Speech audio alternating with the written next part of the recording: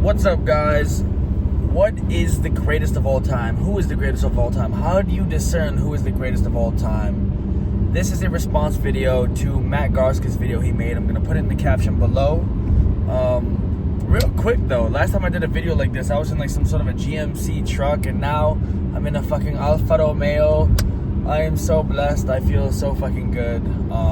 Anyways, I'm driving home. It's 5:55 in the morning. I'm driving home embarking on a 5-hour journey back home from Daryl's house up in Paulding, New York. Daryl Hall from Hall & Oates. Daryl Hall owns that venue, and so played with this Taylor Swift cover band. And so anyways, let's get into it. This is gonna be a response video to Matt. This is a yes and video. I'm not here to debate anything at all. Everything Matt covered in that video is chef's kiss perfect. That's exactly how you would discern who is the greatest of all time. Alright? He said things like the drummer has to be able to play jazz and be able to play double kick. The drummer has to be able to play with dynamics. Like he said the jazz cats are pretty much like, you know, really soft to kinda loud. And then you have like the heavy metal guys who are like fucking kinda loud to really fucking loud. But the greatest, of course, is gonna be able to play pianissimo and fortissimo. Literally how like doing a roll, like just really fucking rim shots only. Yes, I drive on my knee, it's fine. Alright guys, so this is the first video I'm making, I think ever too, where I'm just gonna riff the whole time. I'm not gonna cut it or anything like that. And I hope you can hear my voice pretty well. Yeah, I've been wanting to make this video for a long time. Seeing Matt make that video inspired me to just, it's about time. And now I see that I can have a phone holder here. So let's get into the video. Sorry for the sporadic rambling intro, but anyways, yes, Matt, by the way, Vinnie Colaiuta, he touched on Vinnie during that video. I'm so glad he did. Matt is such an intelligent drummer. Vinnie Colaiuta is debatably the greatest drummer of all time. Now, let's talk about Vinnie's class first, all right? Vinnie is amongst Dave Weckl, Dennis Chambers, Steve Gadd, Gary Novak. These cats, now all of them, I call it the Mount Rushmore of fusion drummers. The reason why we want to put the fusion drummers in the category of greatest of all time is because they're fusion. They play jazz, they play rock, they play pop, they play a fusion of genres. And Vinnie is the only one from that class that played motherfucking double kick metal music. I'm not talking like double kick fusion, but I'm talking like Vinnie played motherfucking metal music. So Vinnie's array was crazy. He played pop, metal, jazz, like jazz fusion, really intricate odd time. He played that shit with Zappa. Like the stories of Vinnie execute or it just displays and demonstrates how much of a goat he was. The sushi story Steve Vai tells, where he's in rehearsal and he's sight reading odd time while eating sushi with chopsticks, playing with one hand, chopsticks down, adjust glasses. That's goat behavior. That's literally that's some superhero story shit.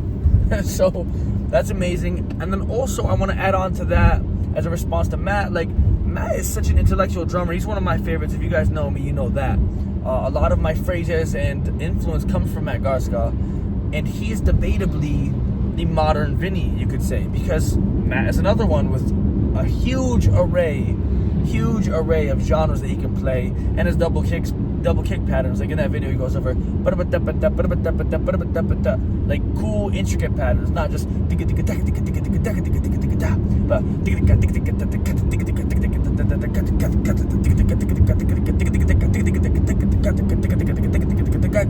shit like that. That's like, oh shit, that is a very unique double kick pattern. Not nothing like yeah. I like that I'm riffing on this too, by the way. Like this is just feels like a natural conversation. So if you guys are still with me and my sporadicism, Matt is debatably the modern. He's in the running, in the conversation for greatest of all time, and I know he knows that with the way he was fucking speaking in that video. Now, yes, Matt, you're right on all of that stuff. Very knowledgeable drummer you are. I would love to sit down and have an actual conversation one-on-one, like interview style. It'd be amazing. But yes, you're correct. All of that. You need double kick, you need jazz, you need swing. I think something that you missed out on as well, but you meant to put it in, is you need left foot clave as well. And you need to be free over it. So I need you to be able to play rumba and son clave, 2-3 and 3-2. All of the claves, and to be able to be free and phrase over. Horacio El Negro Hernandez shit. Like, that's what I need you to have. And I need you to be able to do intricate double kick patterns. And I need you to be able to swing bebop like Tony Williams when he was 18 with Miles Davis. And I need you to be able to play fucking the deepest pocket like Steve Jordan with John Mayer. And I need you to be able to play drum solos like Neil Peart with Rush. But also, I need you to be able to play drum solos with speed like Buddy Rich. So, now let's get into the macro point, because that's a pretty meta point. I want to build off of Matt's idea. Nothing he said was incorrect. All of that is correct. You need to be able to do, pretty much what Matt said is you need to be able to do everything, okay? Now, let me build off of that. Let's think of a Venn diagram, okay? So, to be the greatest of all time, you need two things. And I'm going to go into this in detail. So, think of it like that graph with the two circles. I think it's called a Venn diagram. And then there's the football shape in the middle. In the middle lies the greatest drummer of all time, or the greatest of whatever you do. Whatever it is, there's these two categories and then the overlapping. One is you need to be able to do what anyone else can do. I'll say it again. You need to be able to do what anyone else can do. That means, that's where transcribing comes into play. That means if freaking Chris Coleman sits down opposite you on the drums and you're shouting, boom, got, boom, boom, got, boom, got, boom, and Chris is like, boom,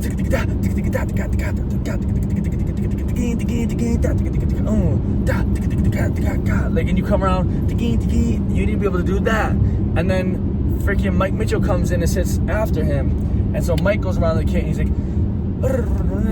right hand crossover, crazy lick, left hand crash over here. You got to be able to do that. You got to understand and speak every language, so that, like, I'm literally coming from a Taylor Swift pop gig right now. I play Shake It Off. You need to be able to speak every language on the drums, okay? So, that one section is you need to be able to do what anyone else can do. I want to be able to hire you for my Meshuggah cover gig. I want to be able to hire you to play Animals as Leaders music. I want to be able to hire you to play the music of Miles Davis, though, and John Coltrane. I want to hire you to play the music of Michel Camilo. I want to hire you to play, like, freaking Buddy Rich big band shit. I want to, like, you, if you're the greatest, I want to be able to hire you to be anyone else that I tell you to be. Cool. But now here comes the other side of that graph, that Venn diagram. So, you're able to do whatever anyone else can do. Awesome. You can speak every language. But, other circle, do you have your own voice? It is absolutely essential that you have your own voice. Now, we're talking, I haven't been really dropping names, but, you know, Vinnie can do every genre there. Who else? Like, I think a modern cat, Gergo, is a very, very diverse drummer. This is bad. I didn't want to really name names because I know I'm going to leave out a lot of cats. But they're the cats that can do a multitude of genres. Like, their resume is so diverse. They played on, like, gospel, hip-hop, R&B, funk, but then, like, metal out of nowhere, and then, like, swing, bebop swing.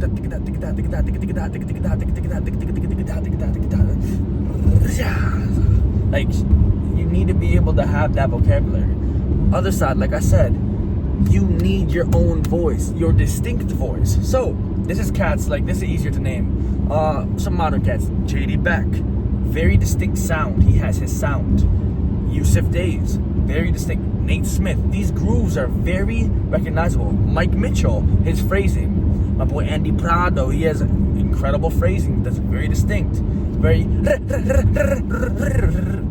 like short, like it's like a fucking it's like a machine gun, but in short bursts. Mason Guidry, all of these cats got their own voice. Ronald Bruner Jr., like, these cats got their own voice, and you can sit back and listen and be like, Matt Garstka, literally speaking to the devil. And so I'm gonna leave out some names, but the thing about the beginning of that list, like Yusuf Days, JD Beck, is that, you know, let's take JD, and I love you, JD. JD is my homie, but JD can't sit down and play prog rock double kick groove that's crazy. Like, he can't be like those grooves I was saying earlier. JD can't sit down and do that. JD isn't the type who can sit down and play a super fast beat. Maybe you could play bebop, I don't know, but like Latin, let's say that. Like, JD can't play a left foot clave and be completely free over that.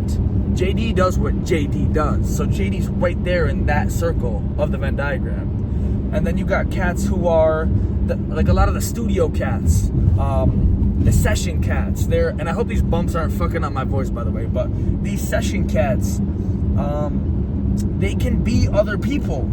The people who do cover gigs only. It's like, you're great at being that. You're great at being not you. Police officer up here. I'm gonna freaking not talk to the camera for a sec. But you're great at that. This would be hilarious if I get pulled over on camera. You're great at being other people, but you don't have your own voice. I can't hear you. I can't recognize your voice. JD, I could close my eyes and in 2 seconds, from the tone and the feel, I know who you are. Lewis Cole is another great example of that. But Lewis Cole can't sit down and play a Latin groove. Look, he can play a Latin groove, but he can't play like a Michel Camilo Latin gig. He can't play like a slow swing or like a brushes gig, you know? The greatest of all time has to be able to play all of that shit. So these cats got their own voice. These cats can only be other cats. They can only emulate other styles and shit like that. But there's the middle of the Venn diagram, and in the middle sits the greatest of all time. And there can be there's a list of cats. There's a list of cats who are in the middle section of that Venn diagram. And then one of those cats is the greatest. And the cat who sits in the middle, who can, you know, they can play anything anyone else can play, and they have their own voice, but they can, the thing that distinguishes who is the greatest of all time, it would be the person who, yes, you can play anything anyone else can play, but you made such an impact in the drum community with your voice. You got mad other drummers trying to sound like you. Vinny's a rare breed, because even though he could sound like anyone else and he had a very, very broad voice, Vinny has such a, like the blush does, so Vinny. I'm not sure if he invented it, but he definitely pioneered it. And so Vinny made such an impact in the drum community, not only with his array and his diversity on the drums, but with his own voice. Vinnie Colaiuta, you got cats literally playing traditional, trying to sound just like Vinnie Colaiuta, with their chops and their phrasing. Like, if you know what I'm talking about, you know what I'm talking about. Baked Potato drum camp video. Like odd groupings, flam chops. A lot of cats trying to sound like that. So for me, I think Vinnie Colaiuta is debatably the greatest drummer of all time. And mind you, this translates to any other instrument. This translates to any other topic. Like, to be the greatest freaking, what is it? I don't know. To be the greatest cook of all time, I need to be able to cook any dish that any other chef can cook equally good, if not better than them. And I have my own created dish, right? I created a freaking carbonara where I use, I mean, for me personally, actually, this is real life. I create a carbonara where I use, instead of just guanciale, I use guanciale mixed with speck, mixed with perhaps diced prosciutto, right? I really love speck a lot, so I throw in my own little twist of it. But that's not even like really what I'm saying. I would have had to invent the carbonara is what I'm trying to say. So you invent a dish that other cats start to make. That's like in the chef world, how this would translate. But yeah, I've been wanting to make this video for a long time. Maybe I'll go to, I wanted to have a whiteboard for it, but I like these car videos and it'd be quick, and I want to do more long form content on YouTube. So it's like, it's real intimate, and yeah. Also, I need to stay awake on this drive home. Goddamn, finished the gig at like 10, 11 o'clock. I'm still driving on the road, so, you know what I'm saying? I'm taking my sweet time. I got my energy drinks to keep me awake. And again, this is like a reunion for me, because last time I did a video like this, I was in my GMC Jimmy, fucking SUV truck, and I was doing my, the Gigging Drummer vlog videos. And I was like recapping, man, life is crazy. Life is absolutely mental. The amount of shit I've gone through since those videos, and I've documented some of it, but not really intimately like me to you like I am right now. So this shit's fucking awesome. I want to do more shit like this. Very rarely do I drive for the gigs. Like whenever I'm out with a group, there'll be other drivers, and I like being by myself when I'm doing videos like this because I don't want to mog a car ride by a fucking. What's up, guys? Yo, today we're gonna talk about the greatest drummer of all time. So, anyways, the gigs where I don't really like driving long distances and having to drive. I like being driven around. I'm a little bougie bitch in it.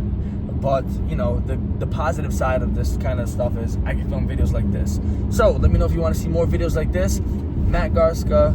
If you watch the video, I would love to sit down and do a little interview style, do a shad video. That'd be fucking awesome. You're an absolutely incredible drummer. And one more thing I want to touch on about Garstka is that Garstka is such a fucking gem in the drum community, because also Garstka innovated.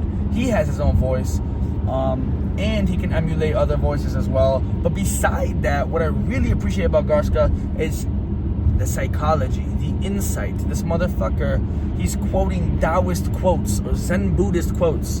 In an interview I heard of his, he dropped this gem where it's like, there's this Zen Buddhist quote where the centipede is crawling along the side of the road, and someone stops and asks the centipede, how are you moving all 100 legs at the same time? Like, how are you moving them so perfectly one after the other?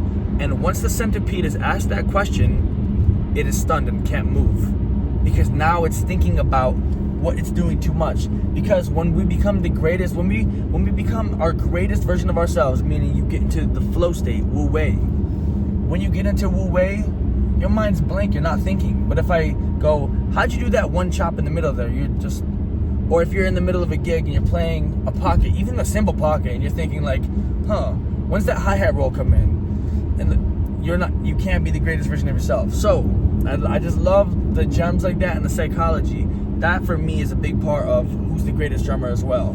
You need to be like a fucking, a long bearded sensei and have wisdom. You need to have wisdom to be the greatest, in my opinion. And just Matt is such a knowledgeable drummer and such a student for life. I can see it. He inspired me to do 40-hour weeks and 40-hour practice weeks and shit like that. Like really, really practice. You gotta be a practice nerd, bro. Like a lot of these cats who are like really killing drummers, just like this is their attitude. It's like, I don't know, bro. I just play, man. I don't know. I just play. It's like, okay, word. But like, that means that you can't repeat the same thing, right? You can't repeat the same, if the grooves,